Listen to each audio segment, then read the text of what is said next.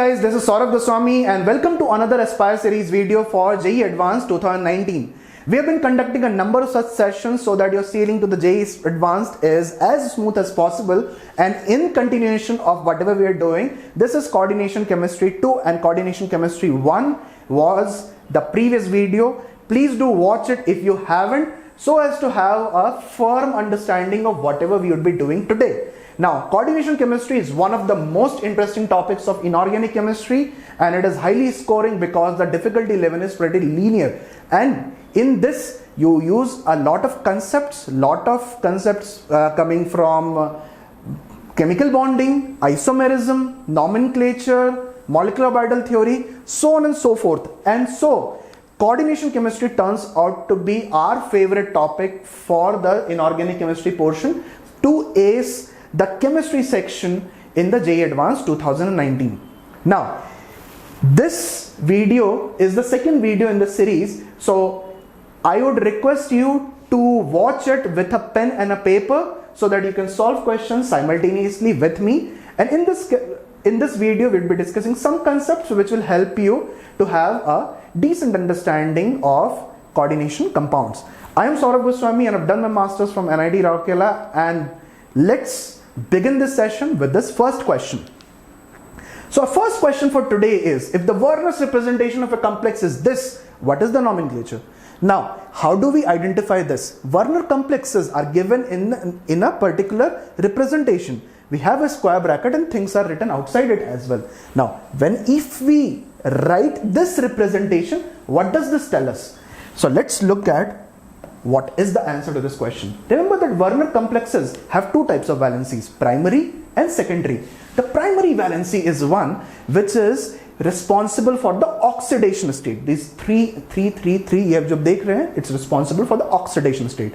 The secondary valency, however, is responsible for the coordination number, and it does not change. Within a compound, it does not change. Like, you cannot modulate it the way you want. So it displays it is responsible for the hybridization structure, coordination number for the central metal atom. Now what we can see over here is cobalt is +3. Fair enough, cobalt is +3, so 3 होना चाहिए. Now, how do primary valencies and secondary valencies get represented by a representation like this? So Cl minus, which is shown by dotted lines. Remember, dotted line, exclusively dotted lines mean 1 degree valency. So 1 degree valency means primary. NH3 represents a secondary valency because it is connected by a bold line. Remember, bold line represent secondary valency. Dotted lines represent primary valency. What about this one? This is simultaneously 1 degree and 2 degree valency. So it is simultaneously responsible for the oxidation state of the central metal atom, also responsible for defining the geometry of this complex. So how do we make the nomenclature for this? So I'll write cobalt, ammonia. How many ammonia units are there? NH3, 4, chlorine. Whatever is secondary will be present inside the square bracket. Whatever is exclusively primary will be present outside it. Now we name the compound cation, anion. First we'll name the cation, and cation का nomenclature करने के लिए करना क्या होता है? We first identify the name of the ligand in alphabetical order, followed by the anionic part, followed by the metal's name and then the anionic part. So first there is ammonia. Ammonia will be written as amine, A-M-M-I-N-E, not A-M-I-N-E. So A-M-I-N-E, this goes out. Okay. This goes out. Now, tetraamine, dichloro, cobalt 3 chloride. Tetraamine, dichloro, cobalt 3 chloride. Which one should be right? The fourth one.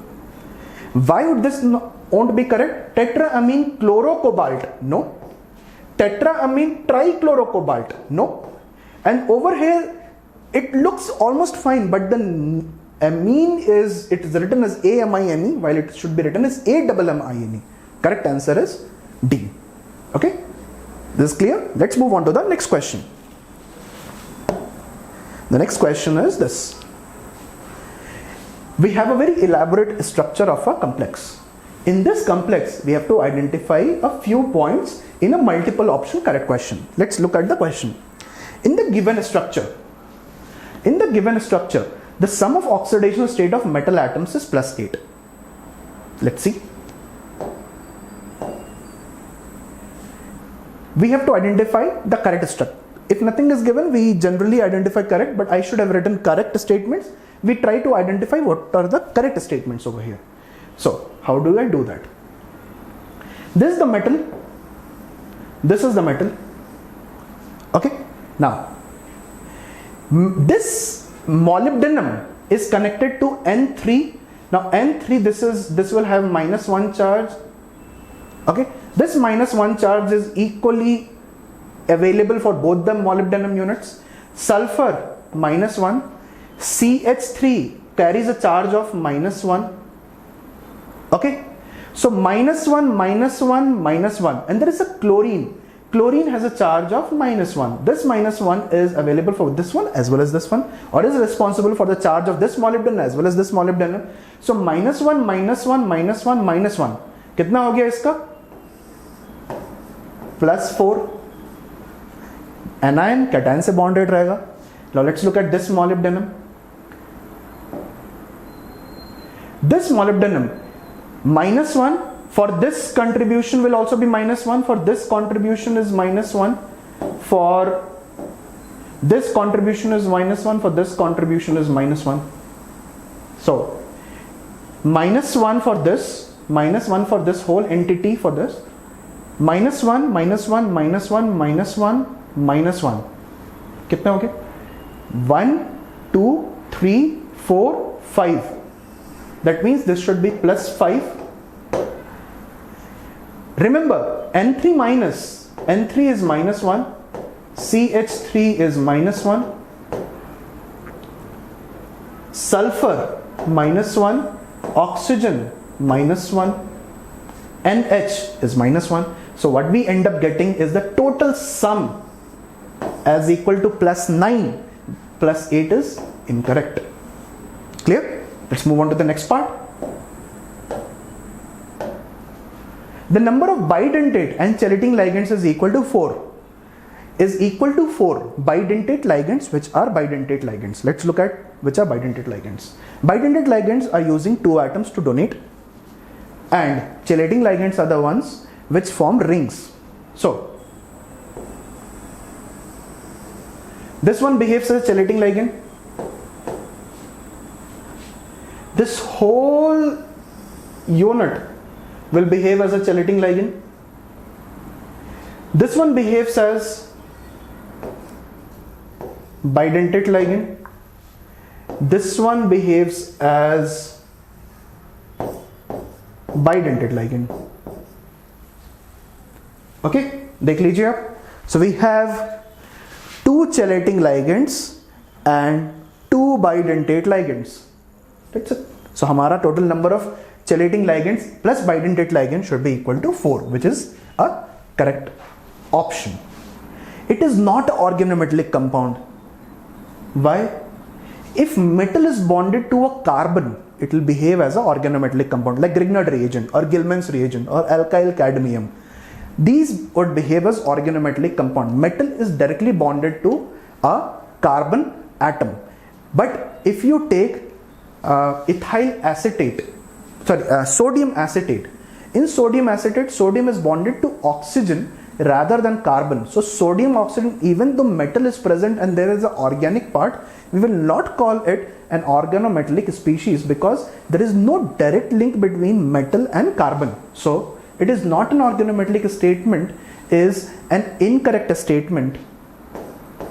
This is an incorrect statement. The coordination number of the complex, the coordination number of metal atoms in complex is equal. So if we look at this molybdenum unit, it is connected to 1, 2, 3, 4, 5, 6, 7. 7, it is having 7 ligand linkages. For this one, 1, 2, 3, 4, 5, 6, 7. So both these metals have the same coordination number, same number of ligand linkages, and so the last option is also correct. So in this given structure, B and D are correct.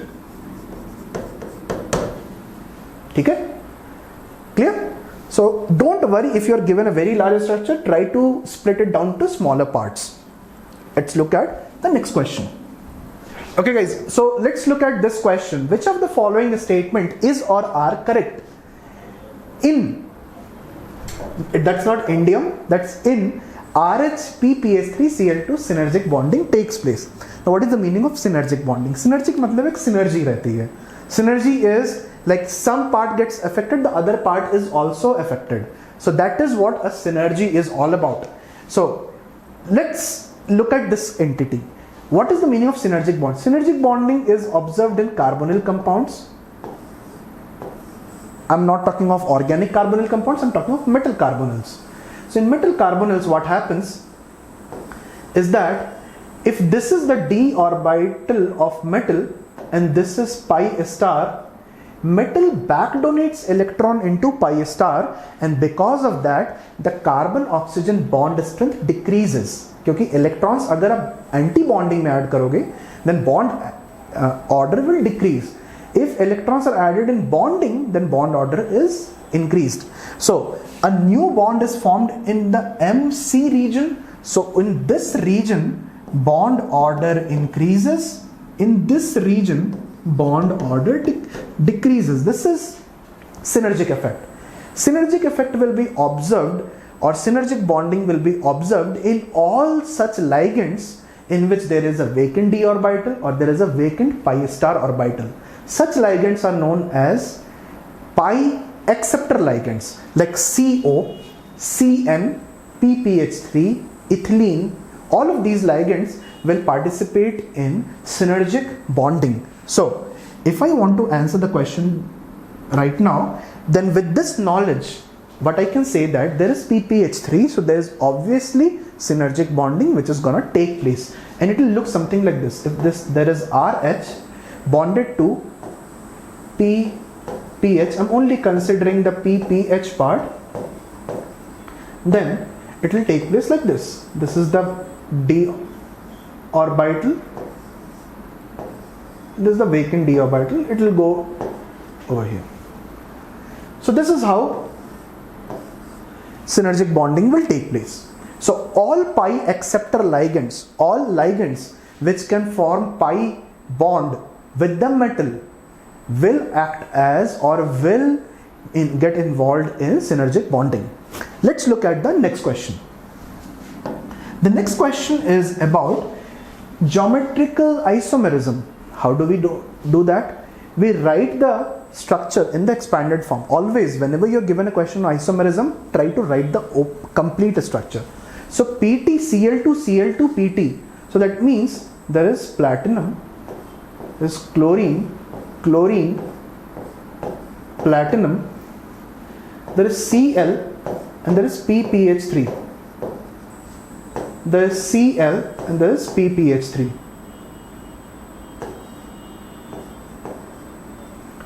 This. Now, whenever you see a complex like this, platinum is forms a square planar complex. So the whole molecule is planar. If we focus our attention on the terminal groups,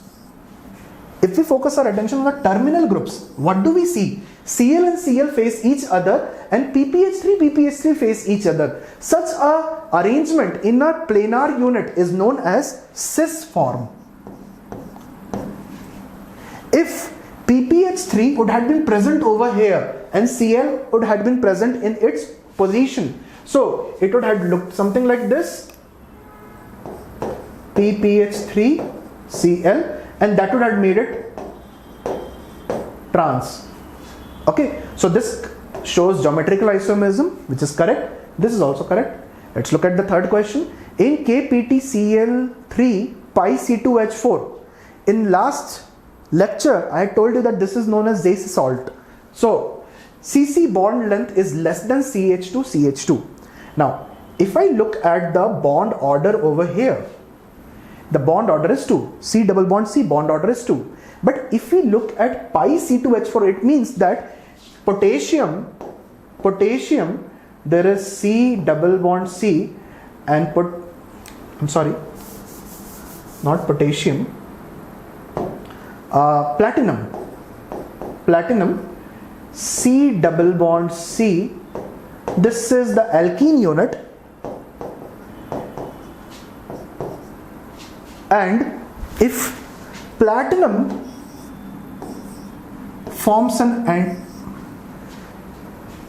synergic bond with ethylene. Why synergic bond with ethylene? Because ethylene can have a vacant pi star molecular orbital.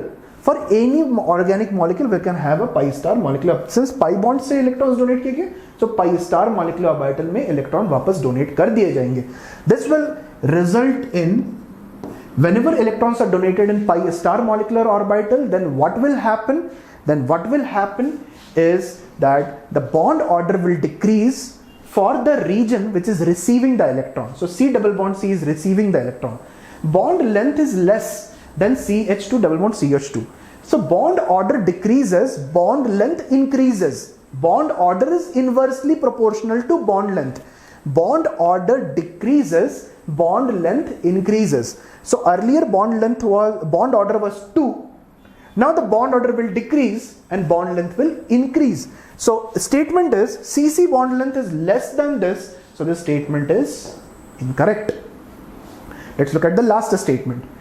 BE, this compound, BE, this entity will show optical isomerism. Let's say this is BE2 plus. This will show optical isomerism. How do we prove this? So if you remember, I told you that beryllium will show coordination number of 4, and when it shows coordination number of 4, it forms tetrahedral complexes. Now, is this a symmetrical bidentate complex or unsymmetrical bidentate complex? It is an unsymmetrical bidentate complex. कैसे हम इसको represent कर सकते हैं? I don't need to draw the overall thing. I can draw it like this: A, B, like this, and A, B, like this. Now, why it is tetrahedral? Because of this arrangement. This looks like a tetrahedral arrangement. In a tetrahedral arrangement, there is no plane of symmetry through the molecule. There is no center of symmetry through the molecule. So what will happen that this entity will show optical isomerism. If you draw the mirror image, it will be non-superimposable mirror image. It will not show geometrical isomerism. It will show optical isomerism. Square planar entities will show geometrical, but tetrahedral entities will show optical isomerism. So this is an unsymmetrical bidentate ligand with beryllium. Optical. If it would have been symmetrical bidentate, then optical isomerism nahi show karta. Okay. So with this we finish this question. Let's move on to the next question. How many stereoisomers are possible for the product complex ion? How many stereoisomers are possible for the product complex ion? This is a integer type question. Now it is given that platinum 2 plus ion is taken 1 mole, NH3 is taken 2 moles, and this ligand is taken 1 mole. Now PT 2 mole binds with this, 2 moles of this are being utilized, and we use this entity, we use this complex. What kind of a compound would be obtained? So how do I write that?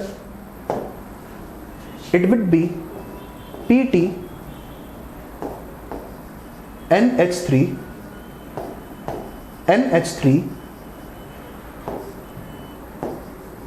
NH methyl NH methyl. So one PT2 plus ion is bonded to 2 NH3 and bonded to 1 unit of this ligand, this big ligand. Okay, so this is the complex which is formed. Now we have to identify how many stereoisomers are formed. So how do we represent this? Now if we look very carefully, then this nitrogen looks like a chiral center, and this nitrogen also looks like a chiral center. Okay, now let's look at how do we draw the respective structures. So I'll draw it like this. So if this is PT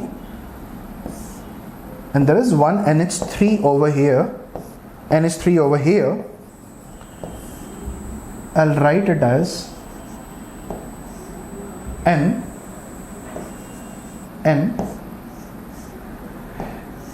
There'll be a methyl which will be upward and a methyl which will be downward.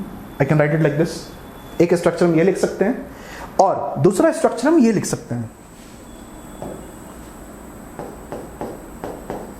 NH3 N NH3 N PT methyl. Both the methyl groups are present above the plane of the ring. In this case, one methyl is placed above, one methyl is placed below. Now, if I try to look for a plane of symmetry, how would I identify a plane of symmetry? A plane of symmetry can be identified by looking at an imaginary plane which passes through the center of the molecule,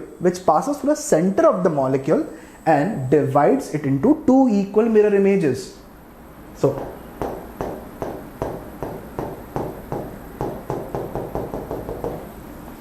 like an alphabet A, एक alphabet A में इस तरह से plane of symmetry रहेगी.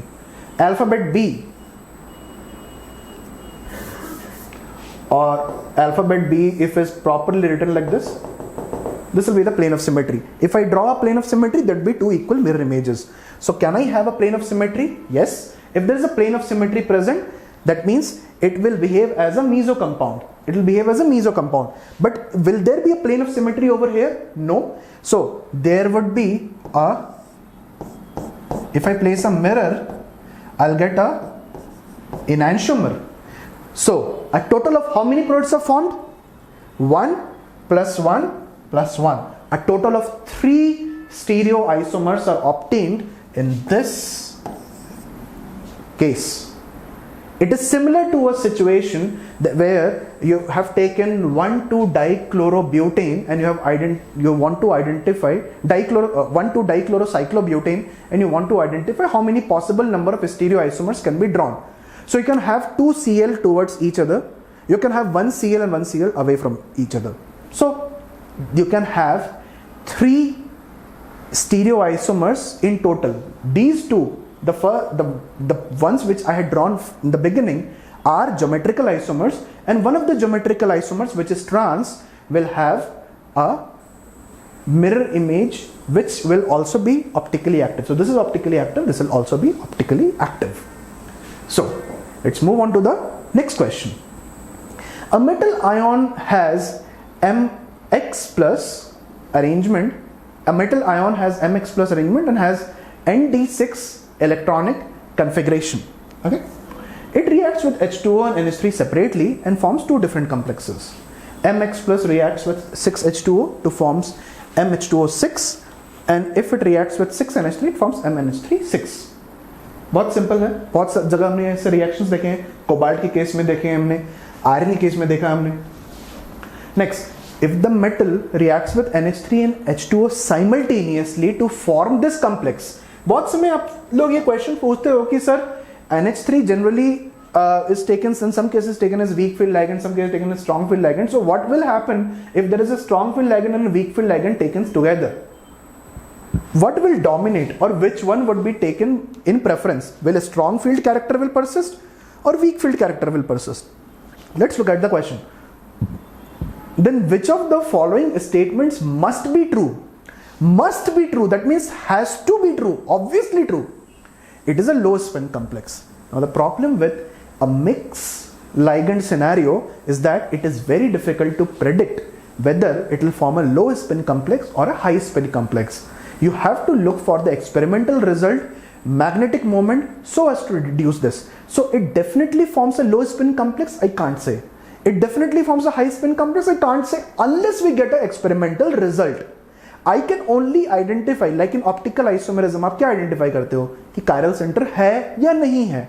आप ये नहीं बोल सकते हो कि this will be dextrorotatory or levorotatory. Okay. Similarly, we can only suggest that this complex might have a low spin arrangement or may have a high spin arrangement, but we can definitely say that the coordination number is 6. That's it. That's the most that we can say. So this is must be true? No. It is a paramagnetic complex. I really don't know that, because if it is a high spin complex, it will be paramagnetic. If it is a low spin complex, it will fairly be diamagnetic, because it's a D6 configuration. So paramagnetic again cannot be told with surety. Metal ion has more than 3 electrons in T2G set of Nd orbital. Okay, metal more than 3 electrons in T2G set of Nd orbitals. So must be true. Metal ion has more than 3 electrons. कैसे हम बताएंगे? So this is that metal whose d orbitals are splitting.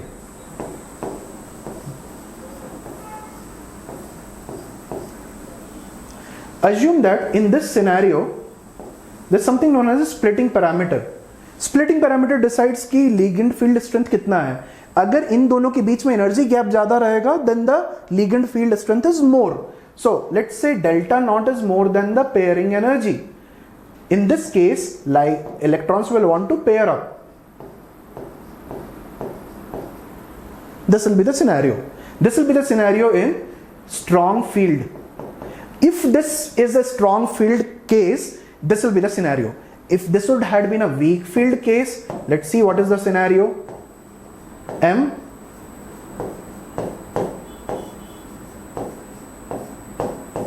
If this is a weak field case, the scenario would be 1, 2, 3, 4, 5, 6. Clear? Strong field case में सारे pair हो गए. T2G, this is known as the T2G set. This is known as the EG set. This is known as the T2G set. This is known as the EG set. In this case, delta naught is less than P, where P is pairing energy. Electron को pair करने में कुछ energy बाहर आपको देनी पड़ती है. Okay, so this energy, if is more than the amount of energy required, if this is more than the amount of energy required to excite the electron, then the electron will always prefer to undergo excitation, because electron will always want to take up that path which is less energy intensive. So this is one scenario. This is like the weak field wala scenario, and this is the strong field wala scenario. In both the scenarios, let's count the electron and T2G set. 6, 4. So the statement was metal ion has more than 3 electrons in T2G setup. So whether it is this or that, I really don't know, but invariably it has more than 3 electrons. ये तो हम बोल सकते हैं. So this is correct. Complex exists in 2 stereoisomeric forms. That is very obvious. Why? This complex is in the form of Ma3B3. Ma3B3, because 3 ligands are of one type, 3 ligands are of another type. So Ma3B3 will exist like this. A,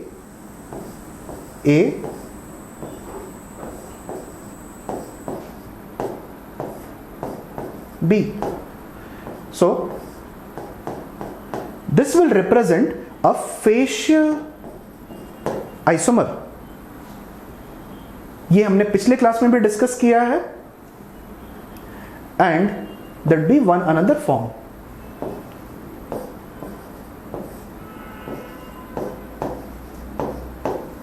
So we will have something like this. This will be meridional form. So Ma3B3 complex exists in facial form as well as meridional form. So we have two representations which are possible for this compound. So we have two stereoisomeric forms. The correct answer will be C and D. Must be true. C and D. Okay. So with this, I finish today's session. I hope you had enjoyed today's session. And before leaving, I'll just give this small message that if you want to do something that you have, if you want to achieve something that you never had, then you have to do something that you have never done. Okay. मतलब अगर आपको JEE में जाना है, you have to qualify an examination, you haven't ever been into an IIT, you haven't been ever into a BITS, you haven't ever been into a triple IIT as a student. घूमने के लिए हो सकता है चले गए हो गया, but you haven't ever been to these colleges as a student, so you have to put something which you have never ever done. उतनी मेहनत करनी होगी जितनी कि आपने 10th में भी नहीं की है, उतनी मेहनत करनी होगी जितनी कि आपने 12th में आप सोच रहे थे करने का. So if you want to do something, if you want to achieve something which you never had, तो आपको उतना तो करना पड़ेगा जो आपने कभी नहीं किया है. Okay, so with this message I take leave, and I hope you would join me in the next session of Aspire series, and until then I hope you guys do good in your board examinations and your other examinations which are coming up, and don't lose faith in yourself, and tune into Vedantu on a regular basis to check on the amazing content that we are delivering you free of charge.